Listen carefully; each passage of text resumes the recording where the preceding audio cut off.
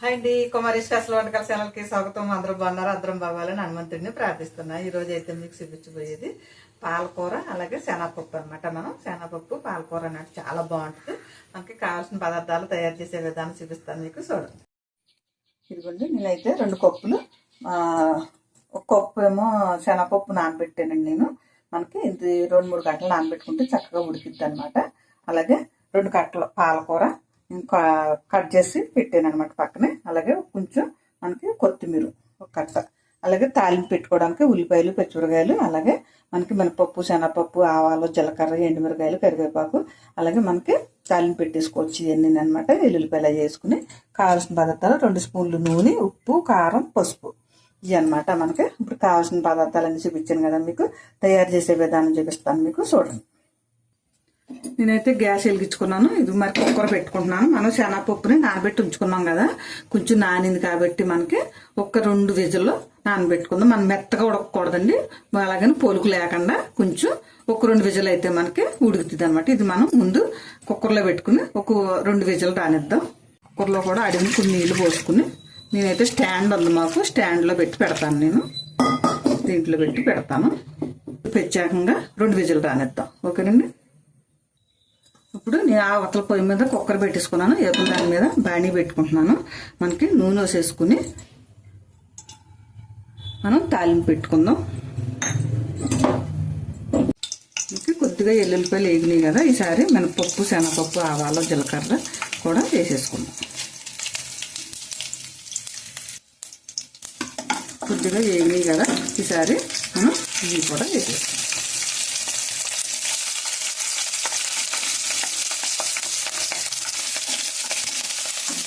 ఉల్లిపాయ కూడా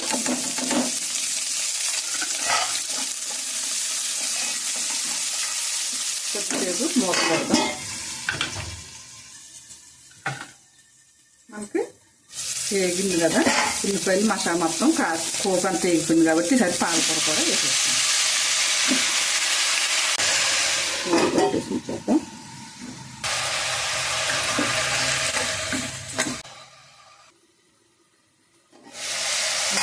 పాలకూర అయితే కొంచెం మగ్గింది కదా, ఈసారి మనం దీంట్లో ఉప్పు, కారం, పసుపు అన్నీ కూడా వేసేస్తున్నాం.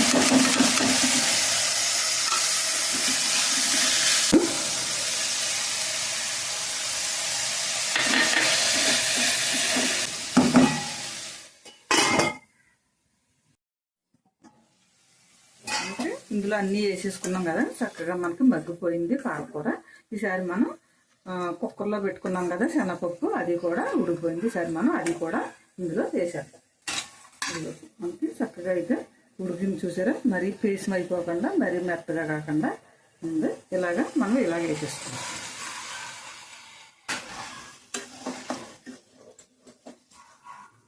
ఇంకా పిల్లలకు కూడా ఇష్టంగా తింటారనమాట, బెల్లం కూడా. మనం ఇరుగు నిమ్మకాయని నేను ఒక కాయ కోసుకుని నిమ్మరసం అయితే పిండుతున్నాను. ఈసారి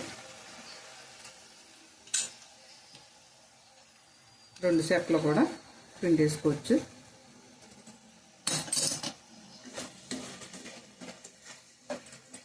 ఈసారి అయితే మనం గ్యాస్ కట్టేసుకుందాం. సర్వింగ్ బౌల్లోకి తీసుకుందాం. ఓకే అండి. చక్కగా మంచిగా వచ్చింది, చూసారా? ఇదిగోండి, మనకి పాలకూర శనగపప్పు కర్రీ అనమాట. చాలా బాగుంటుంది. మనం రకరకాలుగా పప్పులు వేసుకుని వండుకుంటూ ఉండాలి. డైట్ ఫుడ్లోకి చాలా బాగుంటుంది అనమాట. మనకి ఎన్ని రకాలుగా మనం ఆకుకూరలు అన్ని రకాలు కూడా వండుకుంటూ ఉండాలి. డైలీ కూడా మనం ఏదో రకం పప్పు, ఆకుకూర వండుకుంటూ ఉంటే మంచిగా ఆరోగ్యంగా బాగుంటుంది అనమాట. ఓకే అండి. ఇదిగోండి, పప్పు ఆకుకూర అయితే మనకి శనగపప్పు ఆకుకూర అయితే మనకి రెడీ అయిపోయింది. కావాల్సిన పదార్థాలు తయారు చేసే విధానం చూపించాను కదా మీకు. మీరు కూడా ఇలా వండుకోండి, చాలా బాగుంటుంది. ఎందుకంటే మనం డైట్ చేసేటప్పుడు రోజుకో రకం పప్పుల్లోటి ట్రై చేసుకుంటే అంటే ఒకే రకం అంటే మనకి బోరు కింద కొడుతుంది. అలాగే ఆకుకూరలు మార్చి మార్చి, పప్పులు కూడా మార్చి మార్చి మనం వండుకుంటూ ఉండాలన్నమాట. మన చపాతీలోకి కానీ రైస్లోకి కానీ చాలా బాగుంటుంది. పిల్లలకైనా పెద్దలకైనా సరే మనం చక్కగా ఇలాగా వండుకుని తింటే ఆరోగ్యంగా ఉంటాం అనమాట. ఓకే అండి, మీకు నచ్చిందని అనుకుంటున్నాను. నచ్చితే కనుక షేర్ చేయండి, బెల్ ఐకాన్ నొక్కండి, సబ్స్క్రైబ్ చేసుకోండి.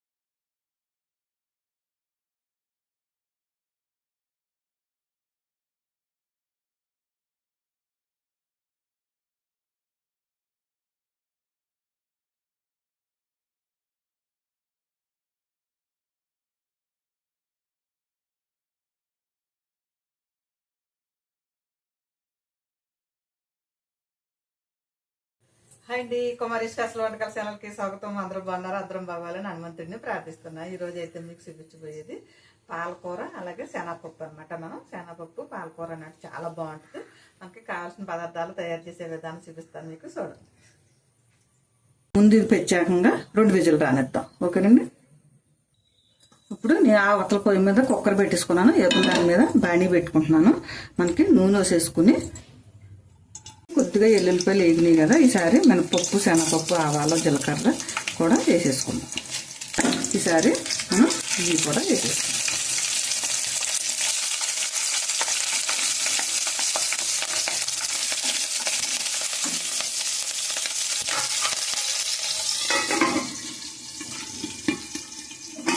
ఉల్లిపాయ కూడా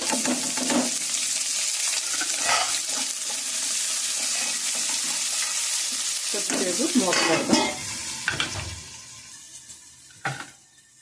మనకి వేగింది కదా ఉల్లిపాయలు మసాలా మొత్తం కూర అంతా వేగిపోయింది కాబట్టి ఈసారి పాలకూర కూడా వేసేస్తాం. పెట్టేసి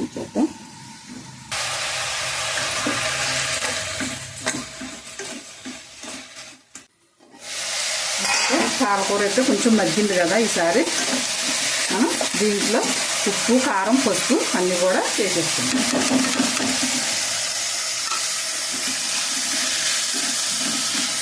అలాగే కొత్తిమీర,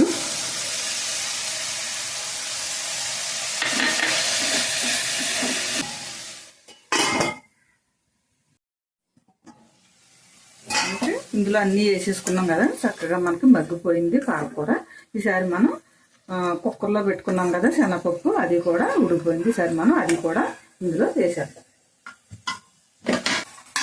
మనకి చక్కగా అయితే ఉడికింది చూసారా, మరీ పీసం అయిపోకుండా మరీ మెత్తగా కాకుండా ఉంది. ఇలాగా మనం ఇలాగ వేసేస్తాం. కొద్దిగా మగ్గలు మనం ఇదిగో నిమ్మకాయని నేను ఒక కాయ కోసుకుని నిమ్మరసం అయితే పిండుతున్నాను. ఈసారి